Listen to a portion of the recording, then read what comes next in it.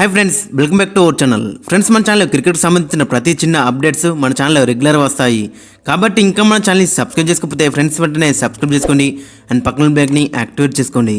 And అదే ఇంకా మన వీడియోని లైక్ చెప్తే ఫ్రెండ్స్ వెంటనే లైక్ చేసి మన వీడియోలోకి ఎంటర్ ఇద్దాం. ఫ్రెండ్స్, తప్పకుండా లైక్ చేయండి. లైక్ చేస్తే మన వీడియో మరొకరికి ఫాస్ట్గా రీచ్ అవుతుంది. ఇక ఇంగ్లాండ్తో 5 టెస్టుల సిరీస్ను ఓటమితో ప్రారంభించిన టీమిండియా మరో రసవత్తర పోరుకి సిద్ధమైంది. వైజాగ్ వేదికగా 2 ఫిబ్రవరి టు 6 ఫిబ్రవరి మధ్య ఈ సెకండ్ మ్యాచ్ జరగనుంది. ఇక్కడ యూజువల్గా వికెట్ చూసుకుంటే మరి ఫస్ట్ 2-3 రోజులు మాత్రం చాలా బ్యాటింగ్ ఫ్రెండ్లీగా ఉంటుంది. ఇక ఒకసారి స్టార్ట్స్ చూసుకుంటే మరి ఇక్కడ మొత్తం 2 మ్యాచ్ ఆడితే 2 ఫస్ట్ బ్యాటింగ్ చేసే మన టీమిండియా గెలిచింది. కాబట్టి మరి పోను మాత్రం వికెట్ లో అవుతుంది. ఇక ఫస్ట్ ఇన్నింగ్స్ యావరేజ్ స్కోర్ చూసుకుంటే మరి 478 ఉంది. సెకండ్ ఇన్నింగ్స్ యావరేజ్ స్కోర్ చూసుకుంటే 343 ఉంది. థర్డ్ ఇన్నింగ్స్ యావరేజ్ స్కోర్ చూసుకుంటే 263 ఉంది. And fourth innings average score చూసుకుంటే 174 ఉంది. మరి ఓవరాల్ చూసుకుంటే మరి అక్కడ టాస్ అనేది ఇక్కడ మేజర్ రోల్ ప్లే చేసే అవకాశం ఖచ్చితంగా కనిపిస్తుంది. బోత్ కెప్టెన్స్ మరి టాస్ గిట్ట గెలిస్తే మరి ఫస్ట్ బ్యాటింగ్ చేద్దామని చూస్తారు. ఇక ఈ గ్రౌండ్లో మరి అశ్విన్కి మంచి రికార్డ్ అవుతుంది. 5 వికెట్ రాల్స్ ఉన్నాయి. ఆడిన 2 మ్యాచ్లో 16 వికెట్లు తీసుకున్నాడు. కాబట్టి మరి అశ్విన్కి అనేది మంచి రికార్డు ఉంది.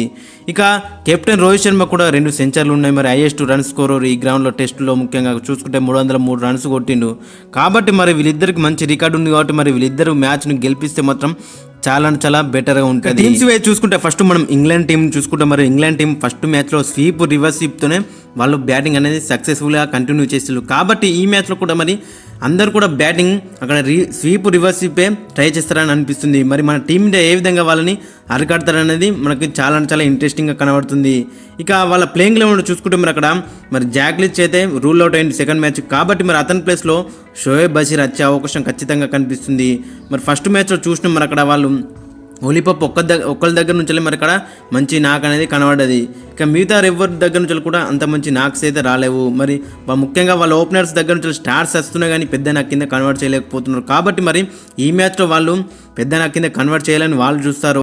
ఫైనల్గా ఒకసారి వీళ్ళ ప్లేయింగ్ లెవెన్ మనం చూసుకుంటే మరి అక్కడ నెంబర్ 1 వచ్చేసి అక్కడ జాక్ రలీ, నెంబర్ 2లో బెన్ డకెట్, నెంబర్ 3లో ఓలీపప్, నెంబర్ 4లో జో రూట్, నెంబర్ 5లో జానీ బెయిస్టో, నెంబర్ 6లో బెన్ స్టోక్స్, నెంబర్ 7లో బెన్ ఫోక్స్, నెంబర్ 8లో రేహన్ అహ్మద్, నెంబర్ 9లో టామ్ హార్ట్లీ, నెంబర్ 10లో షోయబ్ బషీర్, నెంబర్ 11లో మార్క్ వుడ్, జేమ్స్ అండర్సన్. మరి ఈ మ్యాచ్లో మరి లాస్ట్ మ్యాచ్లో మార్క్ వుడ్ ఆడింది కాబట్టి ఈ మ్యాచ్లో జేమ్స్ అండర్సన్కి ఛాన్స్ ఇచ్చే అవకాశం ఉంది. ఇక నెంబర్ 9 రకం వీళ్ళకి మంచి సాలిడ్ బ్యాటింగ్ అయినా ఉంది. ఇక మరోవైపు మన టీమిండియా చూసుకుంటే మరి మన టీమిండియాలో అక్కడ కొన్ని కీ చేంజెస్ చేసే అవకాశం ఖచ్చితంగా కనిపిస్తుంది. ఎందుకంటే మనం ఫస్ట్ మ్యాచ్లో చూసినాం మన బ్యాటింగ్ ద్వారానే మ్యాచ్ ఓటమి పాలైందని తెలుసు మనకు. కాబట్టి మరి ఈ మ్యాచ్లో కొన్ని ఆర్స్ కాల్స్ అయితే ఖచ్చితంగా టీమ్ మేనేజ్మెంట్ తీసుకునే అవకాశం ఉంది. ఫామ్లో లేని శుభ్మన్ గిల్ ప్లేస్లో రజత్ పతిదార్ని దించాలని చూస్తుంది. అండ్ అదేవిధంగా ఇంజూర్ అయిన కేఎల్ రాహుల్ ప్లేస్లో సర్ఫరాజ్ ఖాన్స్కి ఛాన్స్ ఇచ్చే అవకాశం ఖచ్చితంగా కనిపిస్తుంది. అండ్ ఇంజూర్ అయిన రవీంద్ర జడేజా ప్లేస్లో కుల్దీప్ యాదవ్ని తీసుకొచ్చే అవకాశం ఉంది. మరి ఈ 3 చేంజెస్ చేసే అవకాశం ఖచ్చితంగా కనిపిస్తుంది. ఒకవేళ గిట్ట స్ప్రింట్ ట్రాక్ ఉంటే గిట్ట మరి అక్కడ సిరాజ్ ప్లేస్లో మరి అక్కడ వాషింగ్టన్ సుందర్కి ఛాన్స్ ఇస్తారు. లేదంటే మరి సిరాజ్తోనే కంటిన్యూ అవుతారు. మరి ఓవరాల్ చూస్తే ఇవి 4 చేంజెస్ చేసే అవకాశం ఉంది.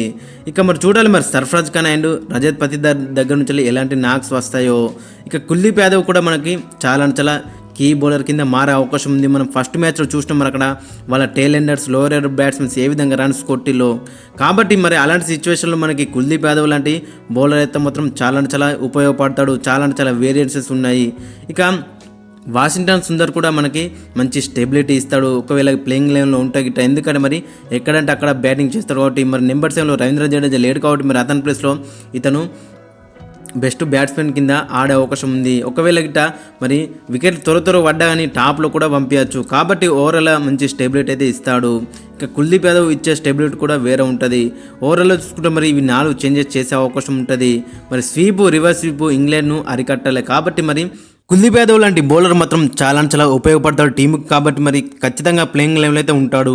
ఇక ఓవరాల్ చూసుకుని మరి అక్కడ ఒక ఫాస్ట్ బౌలర్ అయిన 4 స్పిన్నర్లతో మన టీంని అయితే బరిలోకి దిగనుంది. ఒకసారి ఫైనల్గా ప్లేయింగ్ లెవెల్ ఒకసారి మనం చూసుకుంటే మరి అక్కడ రోహిత్ శర్మ నెంబర్ 1లో, నెంబర్ 2లో యశస్వి జైస్వాల్, నెంబర్ 3లో రజత్ పతిదార్, నెంబర్ 4లో సర్ఫరాజ్ ఖాన్, నెంబర్ 5లో శ్రేయస్ అయ్యర్, నెంబర్ 6లో KS Bharat wicket keeper, number 7లో అక్షర్ పటేల్, నెంబర్ 8లో అక్కడ చూసుకుంటే మరి రవి అశ్విన్, నెంబర్ 9లో కుల్దీప్ యాదవ్, నెంబర్ 10లో సుందర్ సిరాజ్, నెంబర్ 11లో జస్ప్రీత్ బుమ్రా. ఓవరాల్ చూసుకుంటే మాత్రం చాలా డీసెంట్గా అండ్ స్ట్రాంగ్గా కనబడుతుంది.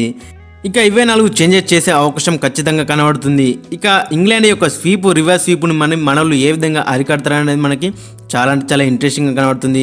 రవిచంద్రన్ అశ్విన్ అయితేంది, కుల్దీప్ యాదవ్ అయితేంది, ఈ మ్యాచ్ ఆడతా గిట్ట అక్షర్ పటేల్ అయితేంది, వీళ్ళు ముగ్గురు కూడా మరి వాళ్ళని ఏ విధంగా అటాక్ చేస్తారనేది మనకి చాలా అంటే చాలా ఇంట్రెస్టింగ్గా కనబడుతుంది. ఫ్రెండ్స్, మరి మీ యొక్క ఒపీనియన్ కింద కామెంట్ సెక్షన్లో మెన్షన్ చేయండి.